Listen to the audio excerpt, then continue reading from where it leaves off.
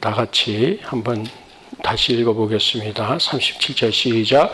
주인이 와서 깨어있는 것을 보면 그 종들은 복이 있으리로다. 내가 진실로 너희에게 이르노니 주인이 띠를 띠고 그 종들을 자리에 앉히고 나와 수종하리라. 아멘. 성경을 잘 펴두시고요. 지난주에 이어서 믿음이 주는 지혜의 그 몇 가지 부분 더 살피려고 합니다. 믿음은 어떤 지혜를 갖는다고요? 사소한 일에 몰두하지 않는다. 두 번째, 포기하지 않는다. 그 이유는 우리가 나그네 됨을 알고 이 땅에서 출장 나온 목적이 있는 것처럼 그 일을 위해서 살다가 아무 때나 가면된다. 그럼 믿음이 주는 지혜의 엑기스는 무엇이냐?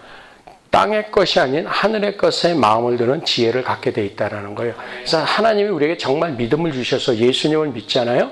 그래서 예수님을 믿는 신앙생활을 하는 분들은 어떤 신앙생활을 하느냐? 땅의 것에 몰두하지 않아요. 이 땅의 것에 몰두하는 게 아니라 하늘의 것에 관심을 가지고 살고 있다는 것이죠. 그러니까 새로운 인생 살아내는 거예요. 그러면 그 실천 의지가 뭐냐? 오늘 성경 말씀을 통해서 우리가 먼저 결론을 짓고 갈 수 있는 것은 오늘의 결론은 이것입니다. 한번 따라해 주십니다. 신앙은 깨달음이 아니라 관계의 문제다. 우리의 신앙은 깨달음에 있지 않아요. 여러분들 깨달았다 그래서 행하고 사셨어요? 아니잖아요. 그죠? 여러분들 지금 현 사회가 지금 유행하고 있는 것이 톡쇼고 세미나고 그래요. 요즘에는 세미나 잘하는 사람들이 먹고 사는 세상이에요. 그죠? 조금만 있으면 베스트셀러 작가들 나와서 이야기하고 뭐 이런 사람들 와서 뭐 하고 가르치고 그러잖아요. 그럼 그 사람들은 그 세미나를 들으면서 그 인생대로 사나요? 아니에요. 어떤 오해를 하죠? 듣고 깨달은 것으로 나는 그렇게 산다라고 치부하고 위로하고 끝나는 것이에요. 신앙이나 인생 사는 거는요, 깨달음에 있지 않아요. 무엇과의 관계예요. 그러니까 여러분들 부부 간에도요, 우리가 부부 세미나 갔다 오면은 깨달았잖아요. 어떻게 하면 좋은 남편이 되고 어떻게 하면 좋은 부모가 되는지 알잖아요. 근데 그 이론대로 가냐는 거죠. 아니거든요. 부부 간의 관계를 위해서 배운 이론을 실천하지 못한다는 거죠. 왜요? 아직 관계가 뭔지를 모르기 때문에 그런 거예요. 그러면 신앙에 있어서 왜 우리가 신앙생활이 쉽고 어려운 차이가 있고 열매가 있고 없고의 차이가 있고 무슨 차이가 나느냐? 관계에 있다는 거예요. 관계. 그 두 번째는요. 신앙은 자원함의 문제다. 시작. 신앙은 자원함의 문제다. 예, 관계에 있어서 가장 중요한 것은요. 먼저입니다. 그죠? 자원하는 겁니다. 오빠가 나한테 사랑해라는 말을 해야지 나는 할 것이야가 아니라 그냥 사랑하기 때문에 사랑하는 거예요. 왜? 관계가 섰기 때문에. 그런 것이에요. 용서도 먼저 하는 것인 것처럼 그런 것이에요. 여러분, 회사를 나가 사랑하고 이 일을 정말 즐거워하면은요, 회사 나가는 게 힘들까요? 그렇지 않은 것이에요. 새벽 기도도 그런 것이고요, 주일 예배도 그런 것이고요, 전도도 마찬가지고요, 회개도 마찬가지고, 감사도 마찬가지예요. 관계 문제예요. 그래서 오늘은 하나님과의 나 사이의 관계에 관해서 말씀해 주시는데, 먼저 본문 말씀 1절에 보니까 허리에 띠를 띠고 등불을 켜고 서 있으라. 허리에 띠를 띈다는 얘기는 뭡니까? 진리로 띠를 띠라 그랬잖아요. 하나님의 말씀으로 조였다. 이게 뭐예요? 언제든지 움직일 수 있도록 옷 흘러내리지 않고 움직일 준비가 되었는가. 두 번째는 뭐를 켜고 있어라? 등불을 켜고 있어라. 우리는 소금이고 빛이라 그러셨거든요. 분명히. 자, 보세요. 이 무미건조한 인생에 하나님의 진리가 들어와서 맛깔나는 사람으로는 됐어요. 말씀에 아멘도 하고요. 은혜 받고 울기도 하고요. 변화를 위해서 기도 제목도 내놓는데 그 길을 걷고 있지 않다라는 얘기는 뭐냐면은 등불을 켜고 있지 않다라는 얘기예요. 그러니까 보세요. 소금의 맛을 알아서 나는 맛이 나요. 그런데 내가 가면은 맛을 내고 사는 게 아니라 어떨 때는요. 내가 그냥 조절이 안 돼가지고 막 한 움큼 막 집어넣고 말이죠. 맛을 내라 그랬는데 이게 잘못된 게 소금은 맛을 내라 그랬는데 우리가 뭘로 자꾸 설교를 들었냐면 은혜의 바다에서 나온 생선들은 썩으니까 생선 썩지 않게 소금을 치려는 줄 알고 맛을 내라 그랬는데 계속 소금을 치고 있는 거예요. 썩지 말게. 그게 아니고 네가 녹으라는 거거든요. 녹는데 맛을 내기 위해서, 무미건조한 것에 맛 내기 위해서 녹으라 그러는 것이거든요. 근데 그 준비가 안 돼 있어요. 왜? 관계가 안 돼 있으니까요. 그러니까 먼저 우리는 하나님과의 관계가 먼저 서 있어야 돼요. 그래서 오늘 하나님 앞에 너 먼저 서 있으라 그러는 거예요, 지금. 진리로 띠를 띠고 하나님의 입장과 하나님의 뜻과 하나님의 메시지를 가지고 띠를 띠라는 거예요. 그러니까 하나님의 뜻을 이해하고 서 있으라는 거예요. 그 다음에 등불을 켜라는 건 뭐예요? 성령의 불을 밝혀라는 거예요. 그러니까 성령으로 아니하고는 우리는 예수를 주시라도 할 수 없고요. 성령으로 아니하고는 신령한 진정으로 예배가 불가능한 겁니다. 성령으로 조명을 받지 않고는 하나님의 말씀을 깨달을 수가 없다라는 것입니다. 여러분, 성령님을 우리는 결코 요만큼이라도 간과해드리셔는 안 됩니다. 성령님이 전부십니다. 이걸 알아야 됩니다. 왜냐하면 성령님 그분은 우리식으로 표현하면 하나님의 정신이시기도 하거든요. 하나님의 정신이 내게 이입되게 하시는 인격이시라는 뜻이거든요. 그게 관계잖아요.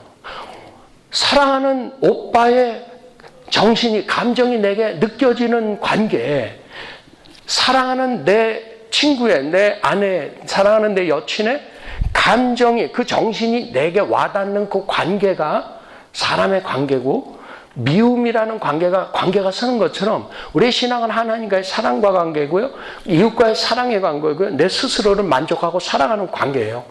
나랑도 관계가 중요한 거예요. 나 스스로도요. 그렇다면은요, 하나님의 정신이 내게 생명을 주시는 거거든요. 그럼 성령님이 얼마나 소중하냐면, 이 세상을 창조하실 때 누가 실제로 일을 하셨어요? 성령이시잖아요. 사람에게 생명을 주실 때 누가 들어오셨어요? 코에 생기를 불어넣으셨더니 생명이 됐다 그랬잖아요.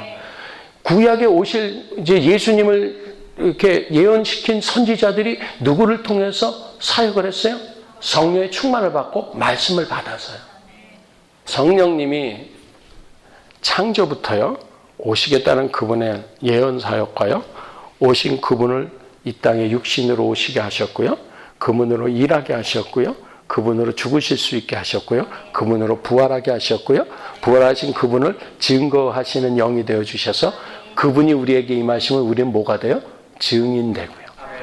그분을 통해서 하나님을 예배드릴 수 있고요. 하나님이 영이시니 예배드리는 자는 신령과 진정으로 예배드릴지니라. 우리가 육체로서 살아계신 하나님, 곧 영이신 하나님을 예배할 수 있는 조건은 무엇이다? 성령님이시다. 그럼 보세요. 성령님이 펄슨이거든요. 우리 식으로 말하면 인격체시거든요. 그러면 성령님과 나 사이의 관계가 형성이 되면은 그분과의 그 관계 형성을 통해서 실제적인 만남이 이루어지는 거겠죠. 대화가 있을 수 있겠죠. 그런데 지금 실제로 저와 여러분은 그 인격과 대화하냐는 얘기죠. 그분을 외면하고 있지 않냐는 얘기예요. 정말 그분을 인지하시고 인식하시고 인정해 드리셔가지고 그분으로 하여금 지금 바로 옆에 피지컬리 보이고 있는 상대를 보시란 말이에요. 그분처럼 지금 그분이 여기 계시다라는 거죠. 그런데 여러분, 그걸 아셔야 돼요. 여기서도 지금 여러분들 중에는 막 치료를 받으셨거나 어떤 문제나 마음의 문제나 이런 믿음이 해결되셨거나 여기 들어오면은 뭐 찌릿찌릿한데, 마음이 아니까 뭐 전기가 온다는 게 아니라 마음이 찌릿찌릿 저릿저릿 해가지고 눈물이 쏟아진다거나 하나님이 믿어진다거나, 이분이 실제신데 그분을 여기서만 누리시지 마시고 깨달음으로, 그럼 성령님이 알게 해주셨어요, 그러고 있는 게 아니라 그분과 관계를 갖기 시작하라는 얘기죠. 그분과 관계를 갖고 시작했다는 얘기는 다시 표현하면요, 따라하십니다. 그분을 인식해드리자. 그러니까 하나님을 인식해드리는 거예요. 쉽게 표현할게요. 오늘 이제 예배를 오는데 예배드릴 분위기도 아니고 예배드릴 무드도 아니야. 내 기분 상태가요. 그럼 그분을 인식하는 사람은 어떻게 말해야 되겠어요? 주님, 제가 주님을 지금 예배할 수 있는 상태가 아닌 거 주님도 아시죠? 정말 짜증나고요. 주님 죄송해요. 신경질 났어요. 라고 그분을 인식하고 말씀드리는 순간부터 주님은 기뻐하시는 거예요. 얘가 나를 인정하고 있구나요. 그러니까 보세요. 제가 늘 말씀드리잖아요. 목사들도 실수 많이 한단 말이죠. 그럼 실수했으니까 바로 알죠. 아유, 주님 또 실수했죠. 그러면 주님이요, 그게 기쁘신 거예요. 내 실수는 아랑곳 안 하세요. 왜? 너는 어차피 죄인 되었고 너는 경건치 못할 때 너를 구원하기 위해서 죽어준 내가 뭔들 못하겠느냐. 네 본전이 죄인인데 내가 너한테 무엇을 사실 바란다고 생각하느냐. 하나님 말씀 그게 아니에요. 진리로 띠를 띠고 등불을 켤 수 있는 방법은 그거죠. 하나님이 무엇이 부족하여 사람의 손으로 섬김을 받으시리가 아니시라는 걸 아는 진리로 띠띠운 사람이요, 내가 지금 실수했다 그래서 예배를 방해하겠어요? 내 스스로? 아니에요. 결코 그럴 수 없죠. 진리로 띠띠었다는 얘기는요, 너무나 많은 일들이 우리에게 벌어질 수 있다는 얘기죠. 만약 우리가 우리의 죄를 자백하면 저는 미쁘시고 의로서 우리의 죄를 사하신다는 진리로 띠띠운 사람이 어떤 죄를 졌다고 하나님 앞에 못 나오겠어요? 아니요. 그건 띠를 풀러버린 사람이죠. 말씀을 집어 던진 사람이죠. 근데 진리로 띠띠었다면 다 간단하죠. 바로 등불을 켜는 거죠. 아, 주님, 지가 토했던 거 또 먹었네. 어떡하죠? 그걸 인정하는 순간에 성령님은 기뻐하시는 거예요. 왜요? 그분이 인격이시기 때문에. 하나님의 인정받기를 원하시는 거거든요. 그래서 하나님은 신령과 진정으로 예배 드리는 자를 원하신다는 얘기는 뭐냐면요, 성령 안에서 그분을 인식하고 인정해 드리며, 진정, 곧 truth, 뭐냐, 너희는 모르는 것을 예배하지만 우리는 아는 것을 예배한다라고 예수님은 유대인의 예배를 말씀하셨잖아요. 이게 뭐예요? 진리 안에서 알고 예배 드린다는 거예요. 하나님 내 예배를 받고 계신 거예요. 하나님 내 신음도 듣고 계시고. 근데 우리는 우리의 행위로, 우리의 공로로, 우리의 열심으로, 내가 이 지난 주일날 어떤 죄도 안 진 것 같아. 그러면은 막 신이 나서 나왔는데, 그렇지 않아요. 여러분, 어떤 날은요, 이거 예배가 무미건조하고 아무 느낌도 없는 것 같아도요, 성령님은 인격이시기 때문에 그분이 타치하시면 끝나는 거예요. 모든 일이 해결되는 거예요. 왜 내 느낌으로 하려고 하시냔 말이죠. 진리대로 가세요. 하나님이 계시다라는 거죠. 그분의 등불을 밝히고 그분 앞에 할 일이 남아있는데 서만 있으려니 서만. 그게 관계라는 거야.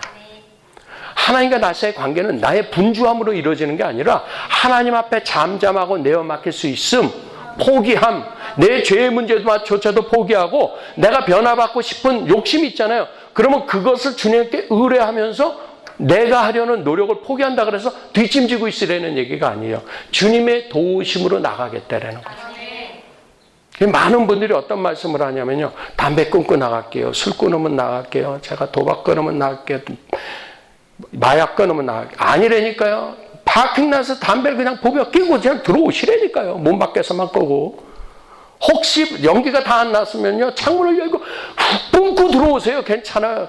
그래도 남았어요. 그냥 저한테 뿜으세요. 아무렇지도 않아요. 괜찮아요. 나도 담배 냄새 되게 좋아해요. 나도 피던 사람이에요. 아, 요새는 좀 싫더만. 그런데, 하여튼 여러분, 하나님이 우리를 죽을 장소에 있고 죽을 수뿐이 없는 사람을 위해서 죽어주신 그분을 향해서요, 너무 깨끗하려고 하지 마세요. 그냥 모든 것을 인정하시고요, 그분이 나한테 잘해주셨으면, 주님 너무 잘하셨어요. 제가 설교를 너무 잘한 날 뭐라 그러는지 알아요? 차 타고 가면 주님 한 번만 더 해주시면 안 돼요? 막 이러고 간다니까요. 주님 짱. 그러면 너도 짱 그러세요. 야, 네가 어떻게 나를 아냐? 가르쳐 주셔놓고서 물어보시면 어떡해요? 내가 모르는 줄 알았지. 이러면 하나님은 극히 펄슨입니다. 그러니까 그분과요, 기도를 어렵게 생각하지 마세요. 여러분의 신음과 짜증과 일상 언어로 하나님이 듣고 계시다는 걸 아시고요. 우리가 언어를 실수하셨어요? 내뱉으셨어요? 주님, 제 본전이 이겁니다. 훌륭한 기도입니다. 하나님과의 기도는 관계인 거예요, 관계. 그래서 여러분, 그 관계가 짙어지고 넓어지기 위해서 방언 기도도 하면 좋으시고요, 부르짖어 기도하면 더 좋으시고요, 통성으로 예수님이 하셨던 것처럼 그 기도의 덕을 채우기 위해서 정한 기도를 하시는 거는 참으로 도움이 되는 거예요. 그래야지 성령 안에서 무시로 시도 때도 없이 주님과 대화하는 기도를 할 수가 있는 거예요. 숨 쉬는 것처럼. 그러니 주님과 나 사이의 신앙은 관계다. 아멘? 그 다음이 자원하는 마음이다. 자원하는 마음을 가져야 돼요. 자원하는 마음. 자원하는 건 뭐예요? 스스로 원해서 해야 돼요. 오늘 여기 오시는데 끌려오신 분 계세요? 아무도 없죠. 이게 자원이에요. 오늘 하나님 주시는 말씀, 허리에 띠를 띠고 등불을 켜고 서 있어라. 어떻게 서 있으려냐면은 주인이 오면은 바로 문을 열어서 반겨줄 것처럼 서 있어라. 이 뜻은 뭐예요? 말세 신앙을 가지고 그러니까 여행 가신, 외출하신 부모님을 기다리는 마음으로 서 있으라는 얘기죠. 기다리고 있으라는 얘기죠. 와, 부모님이 출장 가셨다, 여행 가셨다, 렛츠 파리! 그러고 놀았는데 며칠 몇 시쯤에 오실 거라는 대강 느낌이 있잖아요. 그때부터 친구들 내쫓는 거예요. 치우기 시작하는 거예요. 삶을 정리하시기 시작하셔야 돼요. 그런데 그 부모님이 바로 들이닥칠 것 같은 그러한 긴박감과 급박감이 있는 신앙, 이것이 끼어 있음이에요. 부모님이 중간에 들이닥쳐도 나를 내쫓진 않는 거 아세요? 치우기 시작했다라는 것, 부모님이 오실 줄 알고 다 내쫓았고 파티를 파했고 치우다 중간에 걸렸다는 것만으로도 괜찮은 거예요. 그게 성경의 가르침이에요. 주인이 안 올 것처럼 게으름 부리다가 얻어맞았다라는 얘기거든요. 주인한테. 예수님의 가르침은. 이게 무슨 얘기예요? 경외함이라는 얘기가 그거예요. 오실 그분을 인식하고 있는 것이죠. 나를 야단치실 수 있는 하나님이 계시다라는 것도 인식하는 것이죠. 경외함이라는 게. 그분의 사랑도 믿지만. 아멘? 그래서 여러분, 우리가 하나님 앞에 오늘 정말 깨닫고 가야 하는 것은, 그러니까 지금 제가 드리는 말씀을 듣고 지금 가진 것이 많아도요, 부자 청년처럼 마음이 인색해져서 염려하고 싶어서 주 예수님을 절대 떠나지 마시고요. 그냥 시간 있는 거 그냥 다 포기하세요. 하나님이 100배로 갚아주신다는 말씀을 좀 띠를 띠시라니까요. 말씀하세요. 주님, 오늘 이 시간 100배요, 100배. 주님, 만불여 100배요, 100배. 말씀하세요. 왜 약속을 우리는 물어본 적도 없어요. 근데 예수님이 약속하셨어요. 금세에 있어서 100배나 마태복음, 금세에 있어서 여러 배를 돌려받고 누가복음. 그러니까 주님이 한 70배 주시면요, 누가복음을 적용하시면 어찌하시나이까? 나는 마태복음을 적용하겠나이다. 청구하세요. 여러분, 하나님의 말씀을 이렇게 진리로 띠를 띄우고 가는 사람은 어떻게 되느냐? 주님이 띠 띄우고 우리를 수종해 주시겠다 그랬어요. 그러면 이 말씀은 뭐냐면, 진리로 띠를 띄었잖아요. 말씀 때문에 말씀대로 순종하면 하나님, 예수님도 그 말씀으로 띠 띄우시고 약속을 지키시겠다라는 거예요. 말씀을 이루어 주신 것 믿으실 수 있도록 축원합니다. 이게 믿음의 지혜라는 거예요. 말씀을 왜 믿느냐고요? 말씀에 코끼신 하나님. 우리 아이가 어렸을 때 제가 뭐 하면 아빠가 뭐 해줄게 그랬어요. 그랬더니 얘가 얼마 안 있다가 학교에서 아주 어렸을 때요. 뭘 했어요. 그러더니 give it to me. 그런 게 give it to me. 그래서 나는 얘가 왜 이러나? 그럼 뭐 이놈아? 그랬더니 I don't care what it is. Just give it to me. You promised. 아버지가 약속했어요. 이렇게 하면 이렇게 해주리라. 그랬더니 걔가 내 말을 띠띄우고 그대로 했어요. 그러면은 하나님도 약속대로 그 띠로 자기가 띠띄우시고 나를 수종 드셔야 돼요. 이게 주님의 약속이세요. 그러니까 여러분, 순종은 결코 손해가 아니에요. 근데 관계가 안 서 있으면 이게 안 되는 거예요. 잘 보세요. 자, 나를 처음 봐요. 깨끗하게, 그냥 이게 뭐 하는 사람인지 모르는데 깨끗하게 입고 와서, 자매님, 저한테 10,000불만 빌려주시면 내가 내일 12,000불로 만들어드리겠나요? 줄까요, 안 줄까요? 안 주죠. 왜? 관계가 없는데. 하나님과의 관계가 없기 때문에 하나님의 말씀이 절대로 나한테 띠띄워지지 아니하는 신앙생활 때문에 주님의 허리에도 그 말씀의 띠가 띄어질 일이 없다라는 거예요. 그래서 믿음이 주는 지혜는요, 깨달음이 아니에요. 그 띠를 바라봄이 아니에요. 그 띠를 만져봄이 아니에요. 그 띠를 띄움에 있어요. 관계에 있다는 거예요.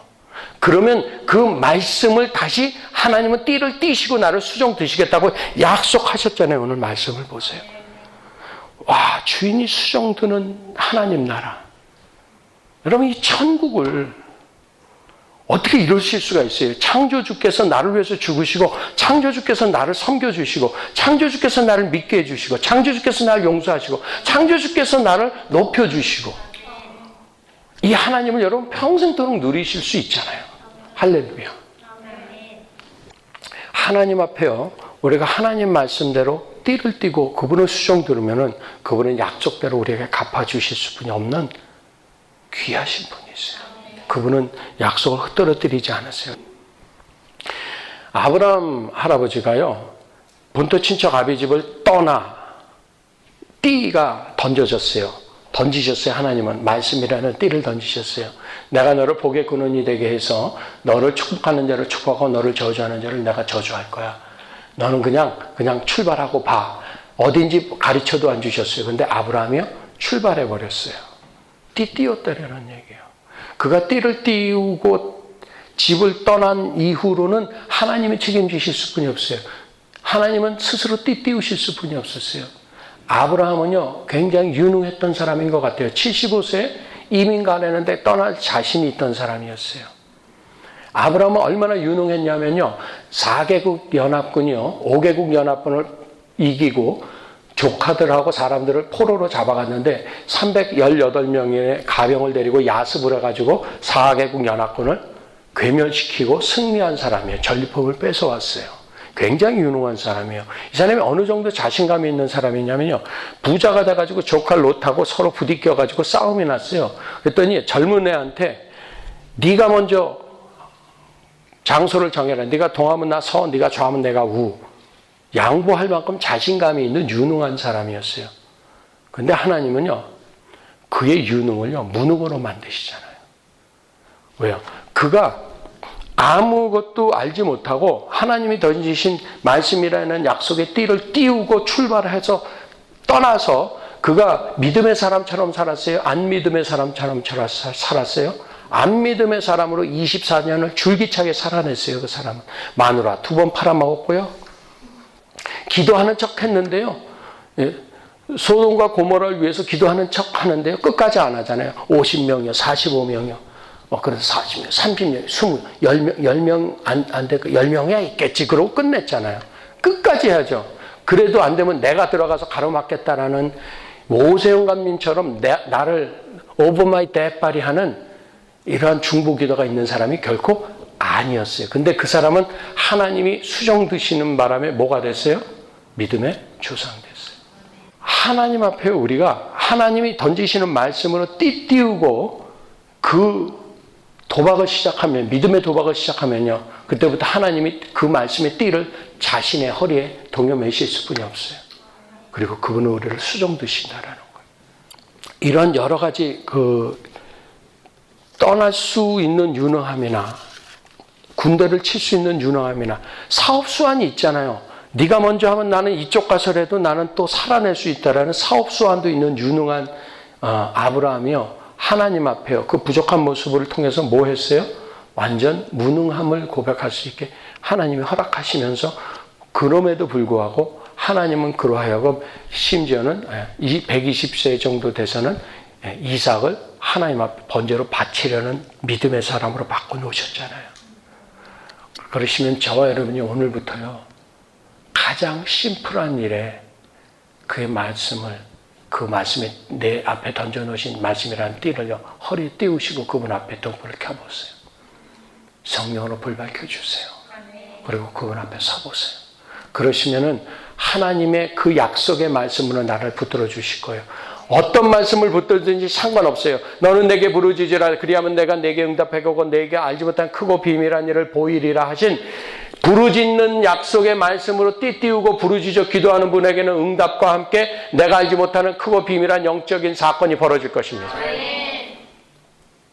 너희에게 성령이 임하시면 예루살렘과 온 유대와 사마리아 땅끝까지 이르러 내 증인이 되리라 하신 약속의 말씀을 믿고 나가서 마켓이든 내가 사는 아파트든 내가 사는 동네든 내가 다니는 학교든 내가 있는 직장이든 가서 증인 되리라 약속하신 말씀에 띠를 띄우고 가서 예수 믿으세요 하는 순간에 너희는 가서 모든 족속으로 제자를 삼으라 하신 말씀으로 띠 띄우시는 예수께서 나로 하여금 제자 삼게 해주실 줄로 믿습니다. 병든 자에게 손을 얹은 즉 나으리라 하신 말씀에 약속의 말씀으로 띠 띄우고서요 미친 척하고 병든 사람에게 손을 얹고 기도하고 병든 자에게 손을 얹으라 해서 얹었습니다 하는 사람에게는 하나님이 그 자신이 하신 약속의 말씀으로 띠 띄우시고 병자를 고쳐주실 줄로 믿습니다. 하나님이 어떤 사람에게는 너는 온전한 11조를 내게 드려서 내 창고에 채워라. 그리고 내가 그러면 하늘에 창을 넣고 너에게 싸울 곳이 없도록 붙나 안 붙나 한번 나를 시험해보라 하신 말씀에 11조 온전한 11조라는 약속의 말씀에 띠를 띄우시면 하나님이 창을 여시고 그의 창고에게 싸울 곳이 없도록 차고 넘치고 창고를 다시 질 만큼 부어주시겠다는 약속의 말씀으로 띠 띄우시고 나를 수종 드시는 응답이 있을 줄로 믿습니다. 하나님의 여러 가지 말씀, 여기 수만 가지의 헤아릴 수 없는 하나님의 약속의 말씀으로 띠를 한번 띄워보시고 어떤 말씀을 읽으시다 거기에 꽂히시면 너는 마음에 근심하지 말라는 말씀에 꽂히셔서 그럼 뭐 근심하지 말라, 근심 덩어리인데 근심하지 않기로 그 약속의 말씀을 띠 띄우시면 하나님이 수종 들으셔서 내 마음의 생각을 지켜주시고 내 마음의 근심을 없애시고 믿음으로 채워주시는 수종 드심이 있을 줄로 믿습니다. 여러 가지 말씀 아무거나 붙드십시오. 하나님의 말씀을 하나만 붙드십시오. 마틴 루터는 하나님의 말씀 하나, 의인은 믿음으로 말리라, 믿음으로 말미암아 살리라, 이 약속의 말씀 하나 붙들고 그는 북부 유럽을 뒤집어 놓는 종교 개혁을 해냈잖아요.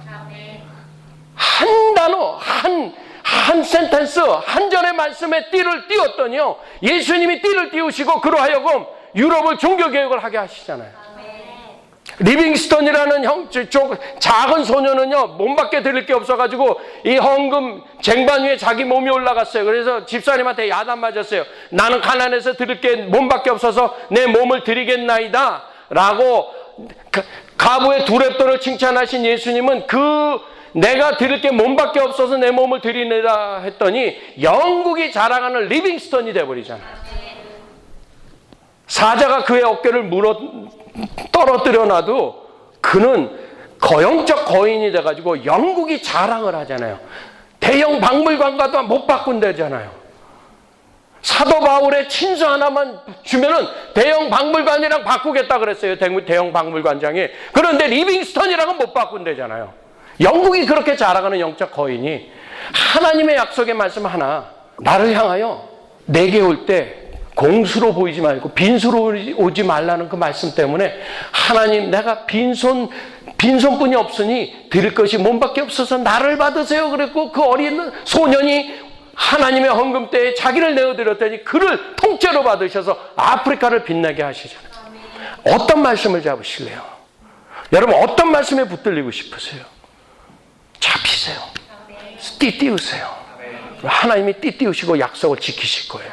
두려워하지 마세요. 쓰임 받으세요. 이 시간에 기도하는 시간 갖기를 원합니다.